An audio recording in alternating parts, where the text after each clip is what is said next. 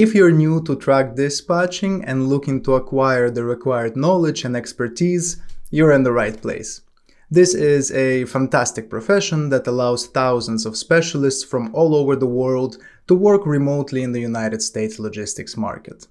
Your main tasks will be helping trucking companies book freight and generate income from transportation services using all the tools and techniques provided in this course. A dispatcher is compensated generously, typically with a percentage of the income generated from each truck, making it a lucrative profession that can grow into a profitable business. Whether you're looking for a high-paying remote job or looking to launch your own business, truck dispatching opens doors for practically anybody with a knowledge of English, a simple laptop, and an internet connection. This complete truck dispatcher training is designed to get you from zero all the way to a professional. You will not just learn the ins and outs of being a dispatcher. You will have modules and lessons on effective dispatcher job search and customer acquisition, preparing you for a career in a trucking company as well as for starting your own truck dispatching business. Alright, a few words about myself. My name is Dmitry Demishev. I founded my first dispatch company in 2017 and throughout the years expanded into freight brokerage and a trucking company. We're now a team of over 40 logistics specialists organizing transportation of roughly 1,500 truckloads on the US market every month. Our truck dispatching school has been in operations for almost a year and a half. In this time frame, we trained over 1,200 students who already started their careers as employees of transportation companies, freelance dispatchers, or even launched their own companies. The course you have in front of you is a treasure chest of knowledge and experience of our entire team, which we have gathered and structured into the most logical and understandable training program. We combine theoretical knowledge, which will help you understand and learn the profession from scratch, with practical tasks and examples of real-life dispatcher work. This is the single most effective approach to mastering this profession.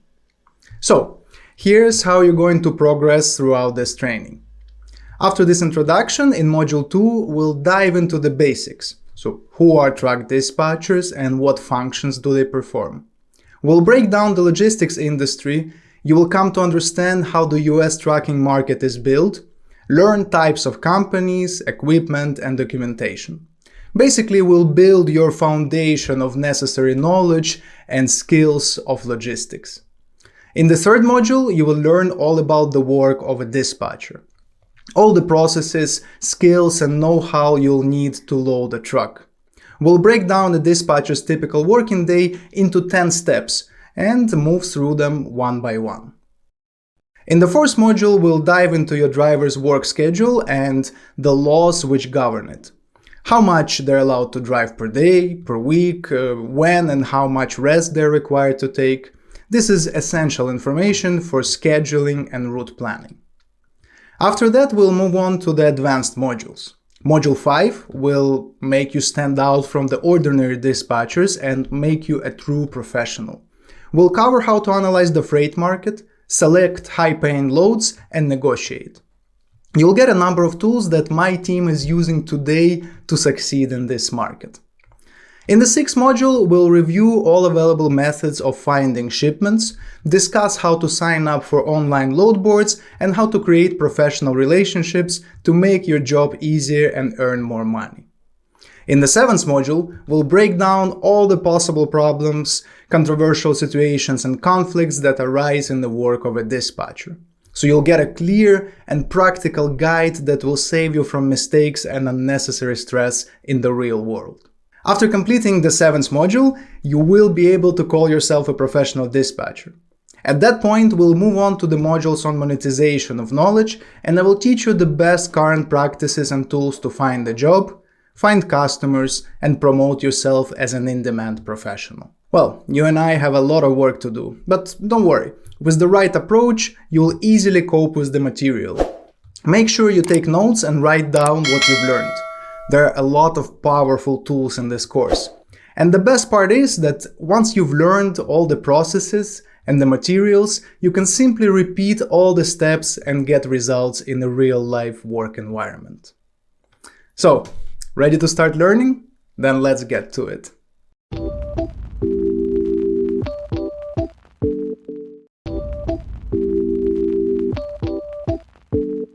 At this point, I suggest you set your personal goals for this course. After all, if you don't set a goal, you can't really achieve it, right? It's very important to me that you not only absorb and assimilate all the information, but that you get real, applicable benefits from this course. And of course, that you get your money's worth in the shortest possible time. To begin with, let's look at your options upon graduation. Option number 1 is finding a remote job. If you've been to any of my masterclasses, you already know that you can get a dispatcher job with 2 types of companies: a transportation company or an outsourced dispatching service. A dispatch service is a company that provides services to multiple carriers at the same time. Often, dispatch services are not located in the United States, and it's quite possible that in your country or even your city, there are already such services, and you can go there to work remotely or in the office. There are also plenty of alternative options that this training opens door to, such as freight broker, safety manager, transportation coordinator, logistics manager, etc. But more on that later. Here are some of the advantages of working in a company as a hired dispatcher. First, the ability to get to work quickly. This is the first and main plus in favor of going to work for hire. You don't have to spend time looking for customers, setting up a company, preparing, organizing. Already during the course you'll be able to start looking for a job and at the end of the course go straight to the action. Second one, no risks. When you are an employee in a company, you'll know that you'll get the money you deserve for the work you've done. Third, the presence of a mentor. Yes, the course will give you all the theoretical and practical knowledge to work with, but still, being able to ask an experienced person for advice while working is always a good thing. Next one is a fixed salary. Generally speaking, the major part of a dispatcher's salary comes from the commission, earned as a percentage of gross revenue generated for the tracking company. However, many transportation companies, as well as dispatching services, pay on a hybrid system, fixed rate plus a percentage. This provides a certain level of financial security for entry-level dispatchers. Now, in terms of a salary, a beginner dispatcher can expect anywhere between $1,000 to $2,000 in the first couple months of employment. Experienced dispatchers, on the other hand, can earn as much as $4,000 to $5,000 per month. Now, let's consider the second option, self-employment. Here things get a little bit more interesting. We will discuss this topic in more detail in the 9th module, but in a nutshell, being self-employed or a freelance dispatcher, you attract customers, sell them your services, and start dispatching their trucks, basically doing the same job as an employee at a company. Benefits of being self-employed. First is the ability to choose your own schedule. When working for yourself, you decide how many companies to provide your services to and how many trucks to dispatch. You have some flexibility to build your schedule to your preference. Second, opportunity to work with different types of equipment. Being self-employed, you can try working with different types of companies and equipments such as refrigerated food carriers or construction material carriers or owners of small box trucks transporting Amazon freight. You won't be limited to just your employer's trucks. This way you get the most diverse range of experience and knowledge, and later on you can choose your niche and focus on what you're most comfortable working with. Next point, the most important benefit is the income potential. As you gain more and more experience, you can dispatch more and more customers in a shorter period of time and keep increasing your income. Clearly, there will come a time when you just physically cannot take on more work. At this point, you can pass on your knowledge to someone, for example, a family member, a friend, former colleague, or anyone else who's interested in the profession, and start building your own team of dispatchers. That's how I started my agency. At first, I was on my own, then there were 2, 3, 6 of us, and so on. In terms of income, a self-employed dispatcher earns about $200 a week from each truck. That's $800 a month.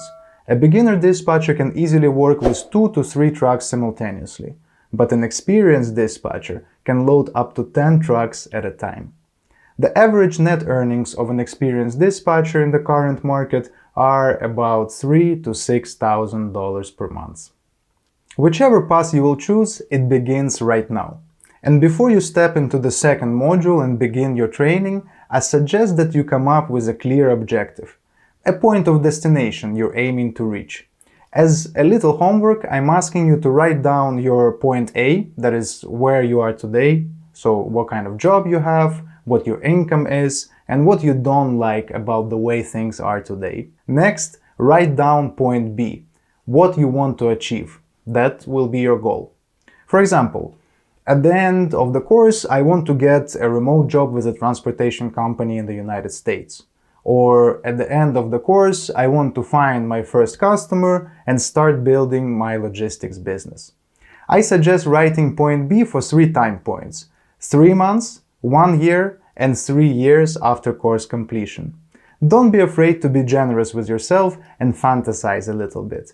Imagine real achievements and gifts that you can give to yourself for being a professional in your business and having a higher income. Let the imagination work. This exercise is a powerful psychological booster.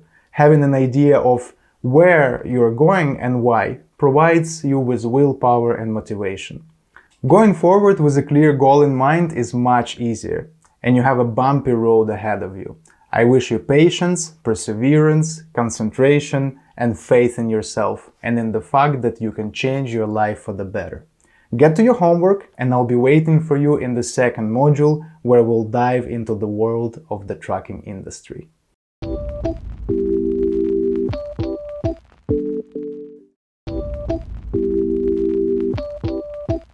Hi, I welcome you in Module 2. I hope you've set your goals for the course and are eager to start absorbing information. In this lesson, we're going to figure out who a truck dispatcher really is and what functions they perform. We begin our training with the very basics and will gradually move on to more and more highly specialized information. Complexity of the information will be constantly increasing, so it is most important to build a quality foundation of general knowledge. So, who is a truck dispatcher in the United States? In the trucking industry, a lot depends on reliable drivers, and they're usually considered the backbone of the system. But they're not the only employees responsible for its success. Dispatchers also play a crucial role, and they're in great demand.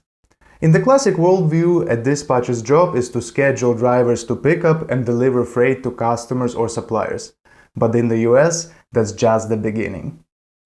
In America, most transportation companies operate on a for-hire basis. Accordingly, they don't work on long-term contracts transporting goods for the same client along the same routes, but offer their services for sale and carry those goods with those clients who offer the most profitable deal. These truckers often travel all over the country and are constantly chasing the highest profits. The task of planning the most profitable route and making the most profitable deals with clients and freight brokers falls in the hands of the dispatcher. Therefore, it depends on the dispatcher how much profit the transportation company will make, and if it will make any at all. Do you feel the level of responsibility this job entails? Well, based on the above, we can write down the main areas of responsibility of a truck dispatcher. First, analysis of the freight market and selection of the most profitable routes. As a result of the analysis, a dispatcher must draw up a weekly route plan for all his trucks, taking into account the financial and operational goals of the trucking company. Second, negotiate rates directly with customers and freight brokers. A dispatcher must be able to negotiate price of transportation, bargain, and convince the broker to give the desired cargo to his company. Third, booking of freight and document management. Working with documents is not the main responsibility of the dispatcher. Usually it takes only about 10 to 15% of the overall working time. However, all the documentation should always be double-checked and filled in correctly. Fourth, coordinating drivers and controlling their work schedule. And fifth, accounting and billing for transportation services to customers of the transport company. At this point, we're starting to realize a dispatcher is not actually just a dispatcher. He's the key part of the entire company. What does a typical dispatcher do all day? Well, first, he sits down at the work desk, analyzes the market, and selects options for the most profitable routes for the week for all of his trucks. Then, according to the plan, he begins to call brokers on their load offers and negotiates prices. Once he finds a suitable load, he starts closing the deal, filling out the paperwork, checking the contracts and insurance. Once everything is filled out, it's time to coordinate the drivers, to decide who will start moving at what time, when they can deliver, when they need to take a break, etc. So, once again, a dispatcher is the key part of the entire company. If a company didn't make enough money this month, well, the dispatcher is responsible. If drivers are constantly late, the dispatcher is responsible. If paperwork is filled out incorrectly, then once again, that's a dispatcher's oversight. But don't be alarmed here. I'm not trying to get you scared. Instead, think about how much demand there is for good professional dispatchers in America, in one of the largest industries in the world. In the industry where hundreds, sometimes even thousands, of new trucking companies are registered every single day. In an age of globalization where working from home has become the norm, when hiring foreign employees remotely has become an opportunity to cut costs. It is now that this profession is in the most demand, and with the expected growth of the market, will be even more in demand in a year, in 5 years, and even in 20 years. Many people ask me before taking the training, they say, Dmitry, you're telling us that the American trucking companies hire dispatchers remotely? Why don't they just hire dispatchers in their own country and in their own city and sit them down in an office? Well, I want to dispel this myth at the very start, so that we can begin to study in peace. I will provide a number of simple arguments that basically and logically explain this phenomenon. Firstly, 80% of all transportation companies on the market are small companies with a fleet of 1 up to 10 trucks. These are the companies that constitute the main target market of individual remote dispatchers and dispatching services.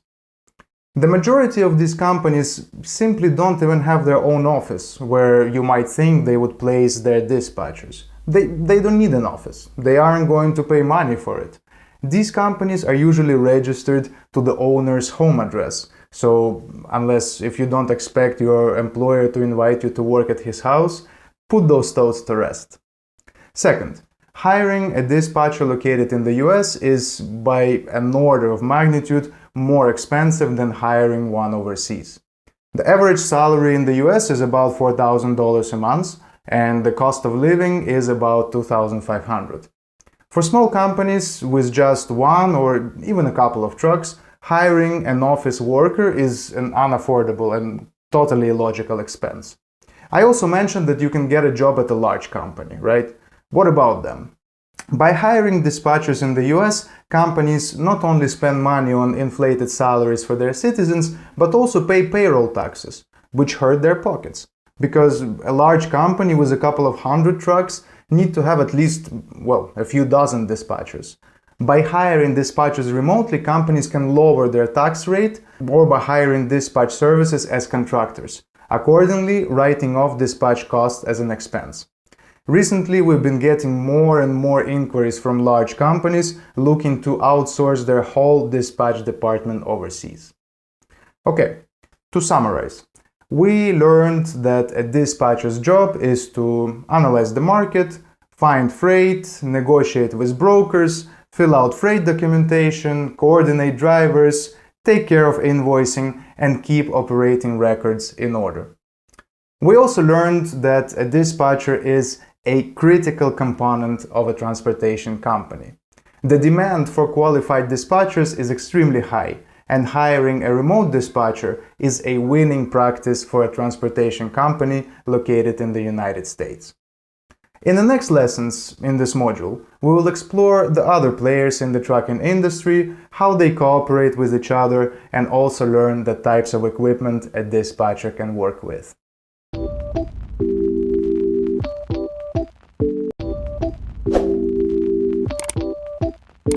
Hey, welcome back! In this lesson we're going to break down the US trucking industry piece by piece. Sit back, enjoy, and don't forget to take notes. First, let's look at the stakeholder structure, which is the structure of the industry broken down into the hierarchical relationships of the major players, or so-called stakeholders. We will begin with the stakeholders who own the freight that is being transported. A shipper is a company or individual who needs to transport the cargo, and a receiver is a business or individual who needs to receive the cargo. Simple enough. Good examples of shippers are such companies as Canfor, one of the largest timber producer in the nation, or Evans Fruit Company, a major producer of fresh fruits. A shipper can be any business associated with absolutely any product. It could be a factory, a farm, plantation, importer, processor, and so on. A good example of a receiver could be Walmart, the largest chain of supermarkets in the United States. At the same time, Canfor and Evans Fruit Company are also examples of receivers. As large manufacturers, they not only ship, but they also need to receive large quantities of goods. Together, shippers and receivers are called freight owners. Of course, there are transportation companies that work directly with freight owners on a contract basis. However, deals with large customers are mostly only available to large carriers because of the very large volume. Small carriers can also work directly with shippers, for example, by getting a contract from a small factory or a farm located in the same city or district as the carrier. However, small companies often go the other way. Instead of contracting with one or more customers directly, they take the goods from freight brokers. Let's talk about them. A freight broker is a business or individual who matches freight owners with trucking companies in order to organize and facilitate the movement of freight. Freight brokers are licensed to arrange transportation within the United States. They work for the shipper or the receiver and should not be confused with a dispatcher or a trucking company. A brokerage company doesn't need to own its own trucks. They provide a service to the shipper to find suitable carriers and make profit on the difference between how much money they got from the customer and how much they paid the trucking company. For example, a broker negotiated a price of $1,100 to ship imported mangoes from Miami to Jacksonville, Florida. He then found a carrier willing to move this load for $900. The remaining $200 difference is the profit the broker can put in his pocket. So, why do shippers and carriers work with brokers? Well, first of all, as we already discussed, it doesn't make sense for a large shipper to work with small trucking companies because they wouldn't be able to cover the entire volume of freight. They would have to hire employees to work for them who would essentially do what brokers do: select and supervise large number of small trucking companies as contractors. In that case, if the shipper doesn't want to deal with brokers and also doesn't want to spend money on additional full-time employees in the logistics department, they need to look for large transportation companies in their area that can cover their whole volume. Again, this will prove to be a difficult task. It's not certain that the right large company will be found and that their services will even be cheaper than through a broker. And if the transportation company doesn't meet its obligations, the shipper is again faced with problems. Working through a broker is easier for them. If the truck assigned to the shipper breaks down or can't come to the pickup for any other reason, the broker will sit down and look for another truck. The shipper gets security and delegates most of the potential logistics problems onto the broker. Some brokerage companies also have their own trucks. Such brokers are called asset-based brokers, which literally means broker that owns assets. Such brokers cover part of the orders with their own trucks and the rest with trucks of other carriers and earn here and there. Unlike dispatchers, which are in fact hired employees or contractors of the trucking company, brokers are separate players in the market.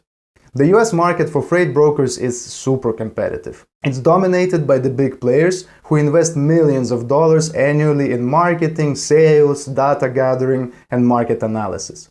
Small players or new brokers, especially those who are coming in from scratch and don't have their own trucks and established customers, have a very hard time in this industry. While becoming a dispatcher and finding your first customers can be done in a matter of weeks, finding a shipper who wants to work with a new brokerage company and beat the competition on pricing in today's realities is incredibly difficult and sometimes can take years. Transportation brokers are the companies that dispatchers work with directly to find freight for their trucks. It's important to get the idea right. The broker is not your client or employer. Your client is the transportation company, the carrier, the one who owns the trucks you dispatch. The broker is one from whom you get the freight. In fact, this is another player in the market with whom you will need to constantly cooperate. You can't live without each other, but your interests are not exactly the same. The broker wants to sell the cargo to the carrier at a cheaper price in order to pocket as much difference as possible. And the dispatcher, just like the transportation company he works for, wants to take the cargo at a higher price to make more money. That's essentially the whole game of the market. Remember our previous example of a load Miami to Jacksonville for which the broker got $1,100 and paid the carrier $900. If the carrier had a good dispatcher who knows the market well and is good at negotiation, he could have bargained with the broker and booked the same load for $1,000 instead of $900. Well, good negotiation is key for a dispatcher. But let's not get ahead of ourselves. We still have one more important stakeholder to look at. Transportation or trucking companies. In the American market, they're commonly referred to as motor carriers or just carriers. These are companies that own trucks and have a license to transport goods across the United States.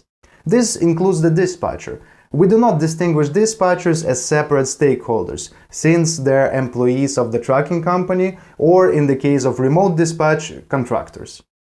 Motor carriers in the US are divided into several categories depending on the type of license, the motor carrier authority that they possess.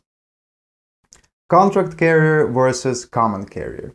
A contract carrier is a transportation company that serves specific customers. Contract carriers do not transport goods for the general public. They work only for organizations or firms with which they have a contract. Very often, contract carriers are engaged in transportation of non-standard cargo with specialized equipment. For example, transportation of compressed gas in tankers. Common carriers is a commercial enterprise which transports goods or people from one place to another. As dispatchers, we'll focus on transportation goods, so we'll not get involved with transportation of people. Common carriers typically own standard, non-specialized equipment, which is suitable for movement of a large variety of goods. An example of such equipment is a truck with a refrigerated trailer, a reefer.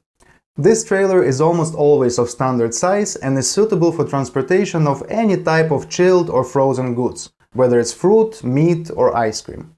Most carriers on the market are common carriers, and they're primary customer or employer of a remote dispatcher. By focusing on common carriers, we can divide them into two more subcategories: interstate common carriers versus intrastate common carriers. This part is quite simple. Intrastate means within a state. Interstate, from the word inter, means between states. Most dispatchers work with interstate carriers, as they are the ones who need a good dispatcher the most. The dispatcher who will analyze the market and move their trucks on the highest paying routes. However, there is nothing wrong with working with an intrastate carrier. Yes, you have to understand that such companies travel fewer miles, have lower gross revenues, and it's not always easy to find loads for them because you're limited to loads that are within the same states. On the other hand, by working with the same state, you will have a very deep understanding of freight demand and pricing, which will make you an expert at working in that region and can serve as a great value proposition when looking for other customers in the same area. When I first started my journey as a dispatcher and worked with my first carrier, all of his trucks only worked in the state of Florida, although his license allowed him to travel outside of it.